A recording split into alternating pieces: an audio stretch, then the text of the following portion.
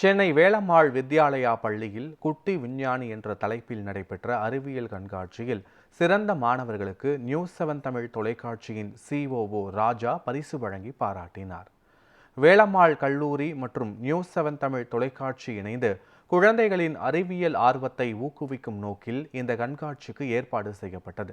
இந்த கண்காட்சியில் 50க்கும் மேற்பட்ட பள்ளிகளை சேர்ந்த 300க்கும் மேற்பட்ட மாணவர்கள் தங்கள் கண்டுபிடிப்புகளை காட்சிப்படுத்தி ஆசிரியர்களையும் பெற்றோர்களையும் வியக்க வைத்தனர்.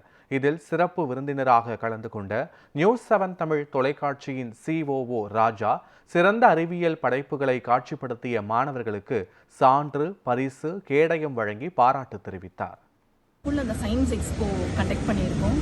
ஆல்மோஸ்ட் 300+ ஸ்டூடெண்ட்ஸும் 15+ ஸ்கூல்ஸும் பார்ட்டிசிபேட் பண்ணாங்க. நாங்கள் இதை பிளான் பண்ணது பசங்களுடைய இந்த சயின்ஸ் க்ரியேட்டிவிட்டியும் க்யூரியாசிட்டியும் பார்க்கறதுக்காக தான் நாங்கள் இதை பிளான் பண்ணோம், இங்கே வைக்கணும் அப்படின்னு சொல்லி. ரைட் ஃப்ரம் தேர் அவங்களுடைய ஒரு 3rd ஸ்டாண்டர்ட் 2nd ஸ்டாண்டர்ட் படிக்கும் போதுலேருந்தே எப்படி இருக்காங்கன்னு பார்க்கறதுக்கு. ஆனால் எங்களை ஆச்சரியப்படுற அளவுக்கு குழந்தைங்களுடைய ப்ராஜெக்ட்ஸும் அவங்களுடைய எக்ஸ்பிளனேஷன்ஸும் ரொம்பவே எங்களை பிரமிப்புக்கு உள்ளாக்கிடுச்சு. So we are happy about it. Thank you for the opportunity.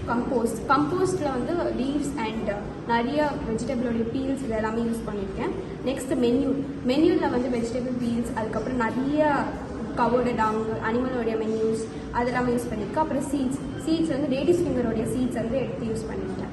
அது மட்டும் இல்லாமல் ஆர்கானிக் மென்யூவில் வந்து அனிமலோடைய மென்யூஸ், அனிமலோடைய வேஸ்ட்டு, கவு டங் அதெல்லாமே யூஸ் பண்ணி நம்ம மென்யூஸ் பண்ணலாம். ஸோ அவாய்டிங் இது எல்லாத்தையுமே வந்து replace chemical and replay organic, இதுதான் என்னுடைய தீம்.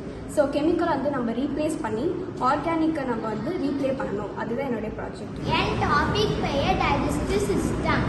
இது வாய் வழியாக நம்ம சாப்பிட்ற சாப்பாடு ஈசோபாகஸ்ங்கிற ஃபுட் பைப் வழியாக கீழே போய் வயிற்றுக்கு போய் வயிற்றுலேருந்து அது லார்ஜ் இன்டெஸ்டைனுக்கு போகும்.